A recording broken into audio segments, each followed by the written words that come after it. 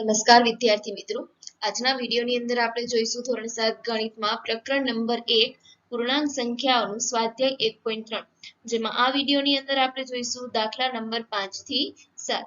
તો જોઈએ ચલો આપણે દાખલા નંબર 5. બપોરે 12 વાગ્યાનું તાપમાન 0 થી ઉપર 10 સેલ્સિયસ છે. જો એ 2 સેલ્સિયસ પ્રતિ કલાકના દરે મધ્યરાત્રિ સુધી ઓછું થતું જાય તો કયા સમયે તાપમાન 0 થી નીચે 8 સેલ્સિયસ હોય? અને બીજું શોધવાનું છે કે મધ્યરાત્રિનું તાપમાન શું હોય. પહેલા તો આપણે જોઈએ કે 12 વાગ્યાનું તાપમાન કેટલું આપ્યું છે આપણને? 0 થી ઉપર છે, એટલે કે ધન સંખ્યામાં છે, 10 સેલ્સિયસ છે. બીજું, પ્રતિ કલાકના દરે તાપમાન કેટલું ઘટે છે? મધ્યરાત્રિ સુધી, બપોરના 12 વાગ્યાથી કરીને રાતના 12 વાગ્યા સુધી તાપમાન ઘટતું જાય છે. કેટલું ઘટતું જાય છે? કલાકે કલાકે 2 સેલ્સિયસ ઘટતું જાય છે. અને પછી શું કીધું છે કે 0 થી તાપમાન 8 સેલ્સિયસ હોય. હવે 8 સેલ્સિયસ કયા સમયે હોય છે, કેટલા વાગે હોય છે, એ આપણને એક શોધવાનું છે. અને બીજું શોધવાનું છે એનું મધ્યરાત્રિનું તાપમાન, એટલે કે બપોરના 12 થી કરીને રાતના 12 સુધી જે 2 સેલ્સિયસ ઘટતું જાય છે, ત્યારે રાત્રે 12 વાગે તાપમાન કેટલું હશે એ આપણને શોધવાનું છે.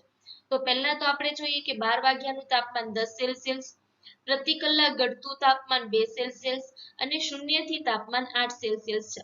હવે આપણે જોઈએ કે કુલ તાપમાન આપણને શોધવાનું છે. તો 10 સેલ્સિયસ માંથી આપણને -8 સેલ્સિયસ જે છે એ બાદ કરી દઈએ. તો 10 સેલ્સિયસ માંથી -8 સેમી આપણે બાદ કરીએ તો 10 માઇનસ માઇનસ પ્લસ એટલે 10 + 8 થશે. હવે આ 10 + 8 એટલે કેટલા થયા આપણી પાસે? 18 સેલ્સિયસ થયા. હવે શું કીધું છે કે કયા સમયે તાપમાન 0 થી નીચે 8 સેલ્સિયસ હશે? તો ટોટલ આપણું તાપમાન 18 સેલ્સિયસ છે. દરેક કલાકે 2 સેલ્સિયસ ઘટતું જાય છે. તો 18 નો ભાગાકાર આપણે જો 2 વડે કરી દઈએ તો આપણને જવાબ શું મળશે? 9 મળશે. એટલે કે 9 કલાકે તાપમાન 0 થી નીચે 8 સેલ્સિયસ હશે. ક્લિયર છે એટલા સુધી? શું કીધું છે કે કુલ તાપમાન આપણે શોધ્યું પહેલા, એટલે 18 સેલ્સિયસ મળ્યું. દરેક કલાકે 2 સેલ્સિયસ ઘટતું જાય છે. અને હવે જે સેલ્સિયસ ઘટતું જાય છે એ આપણે 18 સેલ્સિયસ માંથી એનો ભાગાકાર કરી દઈએ તો આપણે કયા સમયે તાપમાન 8 સેલ્સિયસ થી નીચે હશે મળી જશે. કયા સમયે મળ્યું આપણને? તો કે 9 કલાકે, એટલે કે રાતના 9 વાગે. હવે આપણે 12 વાગ્યાનું જોવાનું છે કે 12 કલાક કઈ રીતે?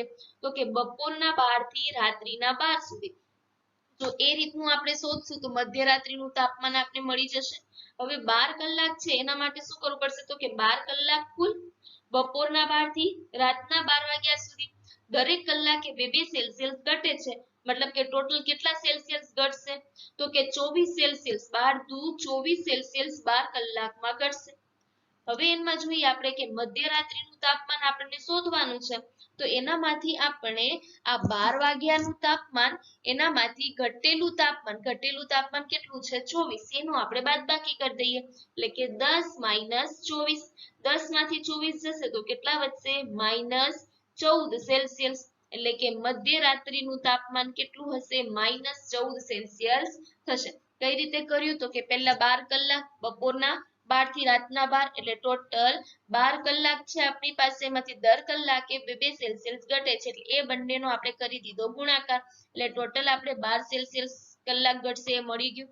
હવે આપણે મધ્યરાત્રિનું તાપમાન શોધવું છે તો એમાંથી આપણે શું કરવું પડશે કે 12 કલાકના તાપમાનથી આ ઘટેલા તાપમાનને આપણે બાદ કરી દઈએ. બાદ કરતા આપણે શું મળે છે? -14 મળે છે. તેથી મધ્યરાત્રિનું તાપમાન શું થશે? 14 સેલ્સિયસ થશે. જોઈએ હવે દાખલા નંબર 6 કે વર્ગ પરીક્ષામાં +3 દરેક સાચા જવાબ માટે અને -2 દરેક ખોટા જવાબ માટે આપવામાં આવે છે. અને કોઈ પણ સવાલના જવાબ માટે જો પ્રયત્ન કરવામાં આવે તો તેનો એક પણ ગુણ આપવામાં આવતો નથી. ફરીથી સમજીએ કે જો તમે પરીક્ષા છે એમાં તમે જો સાચા ગુણ મતલબ કે સાચા જવાબ લખો છો તો તમને એના 3 ગુણ મળી જશે. પરંતુ જો કોઈ જવાબ ખોટો પડ્યો તો એના ગુણ શું થઈ જશે? -2 થઈ જશે. એટલે કે તમારા જે સાચા પડે એમાંથી -2 બે ઓછા થતા જશે. અને તમે પ્રશ્નનો જવાબ લખ્યો જ નથી, એના માટે કોઈ તમે પ્રયત્ન કર્યો જ નથી, તો એનામાં તમને કોઈ જ ગુણ આપવામાં આવશે નહીં પ્લસ કે નહીં માઇનસ. તો પહેલા આપણે એના માટેની એક ઇક્વેશન લઈ લઈએ કે જો કે સાચા ગુણ હોય તો એના માટે આપણે a લઈશું, ખોટા ગુણ હોય તો એના માટે b, અને બે a અને b નો સરવાળો કરશું આપણે કુલ c માં મળશે, એટલે ઇક્વેશન કઈ બની a + b + c। હવે આપણે રાધિકા માટે લઈએ કે રાધિકાએ 20 ગુણ મેળવ્યા છે, એટલે રાધિકાના કુલ ગુણ કેટલા છે 20 છે। હવે એના ટોટલ એને 12 જવાબો સાચા આપ્યા હોય, 12 જવાબ સાચા આપ્યા છે તો 12 * 36 થવા જોઈએ ને, પરંતુ એના તો ગુણ કેટલા થયા છે 20। શું કામ? તો કે એને અમુક ખોટા જવાબ આપ્યા હશે, જે એના -2 2 2 માઈનસ થયા હશે, તો એ ખોટા જવાબ કયા એ આપણને શોધવાનું રહેશે। હવે અહીંયા આપણે ઇક્વેશન લઈ લીધી છે a + b + c। a એટલે સાચા ગુણ કેટલા છે 12 છે, તો આપણે 12 અને સાચા ગુણ માટે કેટલા આપણે મળશે +3 મળશે, એટલે 12 નો આપણે 3 વડે ગુણાકાર કરશું।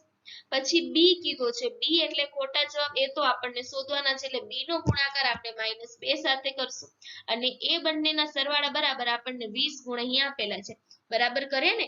આ 12 એને સાચા જવાબો આપ્યા હતા, અને દરેક 12 માટે એને આ +3 ગુણ મળશે। પછી નેક્સ્ટ જોઈએ કે આ -2 એ ખોટા જવાબ માટે છે, પણ આ b તો આપણને શોધવાનો છે, કીધું છે કે એને કેટલા જવાબો ખોટા છે, અને 20 ગુણ એને મેળવ્યા છે। તો હવે અહીંયા થઈ જશે 12 * 13 = 36, બરાબર ને, 12 * 13 = 36। પછી અહીંયા 2 × b એટલે 2b થશે, પણ પ્લસ માઇનસ અહીંયા માઇનસ આવી જશે, અને એના બરાબર શું થઈ જશે 20। હવે -2 ને એની જગ્યાએ જ મૂકીએ, 20 પણ જ્યાં છે ત્યાં આ +36 છે, બીજી બાજુ જશે તો શું થઈ જશે -36 થઈ જશે।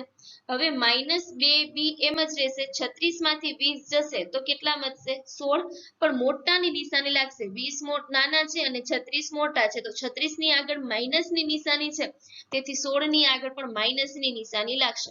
હવે આપણે જોઈએ છીએ કે બંને બાજુ માઇનસ છે, તો એ શું થઈ જશે પ્લસ થઈ જશે। તો વધ્યું શું આપણી પાસે, તો કે 2b = 16। તો હવે b ને આપણે કરતા બનાવીએ, 16 જ્યાં છે ત્યાંના ત્યાં આ બે ગુણાકારમાં છે એ બીજી બાજુ જશે, તો ક્યાં આવી જશે ભાગાકારમાં આવી જશે।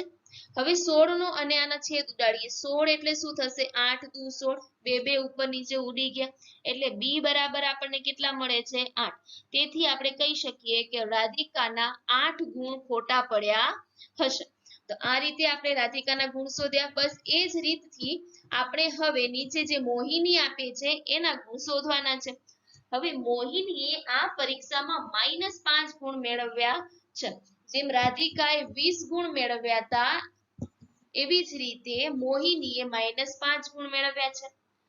રાધિકાએ 12 જવાબ સાચા આપ્યા હતા, જ્યારે મોહિનીએ 7 જવાબો સાચા આપ્યા હતા, તો એના જવાબો કેટલા ખોટા હશે? તો પહેલા તો આપણે ઇક્વેશન લઈ લઈએ। ચલો a એટલે શું છે સાચા ગુણ છે, મતલબ કે સાચા ગુણ માટે છે, તો સાચા ગુણ માટે આપણે સાચા જવાબ એને 7 આપ્યા છે, અને સાચા જવાબ માટે આપણને 3 ગુણ મળે છે, તો 7 નો 3 વડે ગુણાકાર થશે, વત્તા b ખોટા જવાબ તો આપણને શોધવાના છે, એટલે -2 નો b વડે ગુણાકાર, c એટલે એને મેળવેલા કુલ ગુણ કેટલા છે -5।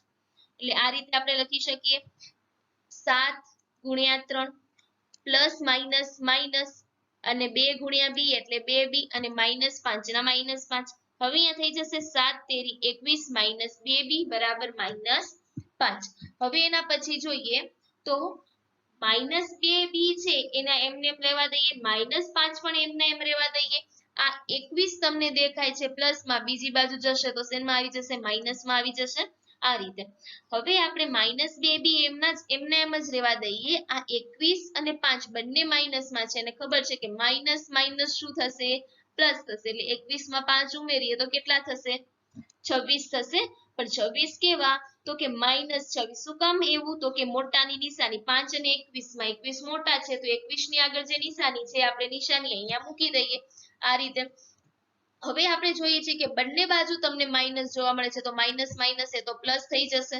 વધે શું છે, તો કે 2b = 26, એટલે કે b બરાબર આપણે અહીંયા b ને કરતા બનાવી દઈએ। હવે 26 જ્યાં છે ત્યાંના ત્યાં મૂકીએ, અને 2 જે ગુણાકારમાં છે બીજી બાજુ ક્યાં આવી જશે ભાગાકારમાં આવી જશે। હવે 26 નો 2 વડે ભાગાકાર કરીએ, 26 એટલે શું થશે 13 × 2 = 26, ઉપર નીચે 2 2 કેન્સલ થયા, તો આપણને b બરાબર શું મળે છે 13। તેથી આપણે કહી શકીએ કે મોહિનીના કુલ 13 જવાબો ખોટા પડ્યા હશે. જોઈએ હવે દાખલા નંબર 7 કે એક લિફ્ટ એટલે કે એલિવેટર 6 મીટર પ્રતિ મિનિટના દરે એટલે કે 1 મિનિટમાં એ 6 મીટર ખાણમાં ઉતરે છે. 1 મિનિટ બરાબર 6 મીટર. જો તે જમીનથી 10 મીટર ઉપર હોય અને ઉપરથી એને નીચે ઉતરતી -350 મીટર નીચે પહોંચે છે ત્યારે એને કેટલો સમય લાગશે? હવે પહેલા તો આપણે જોઈએ કે સમજી લો કે આ એક જમીન છે, બરાબર. જમીનની ઉપરની બાજુ 10 મીટર એક લિફ્ટ છે. એ લિફ્ટને જમીનથી નીચે -350 એટલે કે 350 મીટર નીચે ઉતારવી છે. હવે સમજી લો કે આ લિફ્ટને અહીંથી કરીને છેક અહીં સુધી જવું છે એટલે ટોટલ 10 + 350 મીટર કે અહીં આટલું 10 મીટર છે અને આટલું 350 મીટર છે. તો એ 10 મીટર અને 350 મીટરનો જો આપણે સરવાળો કરીએ તો આપણે કેટલો મળશે? Total 360 metre. એટલે કે અહીંથી લિફ્ટથી કરી અને જે ખાણમાં નીચે ઉતરે છે ત્યાં સુધીનું કુલ અંતર 360 મીટર છે.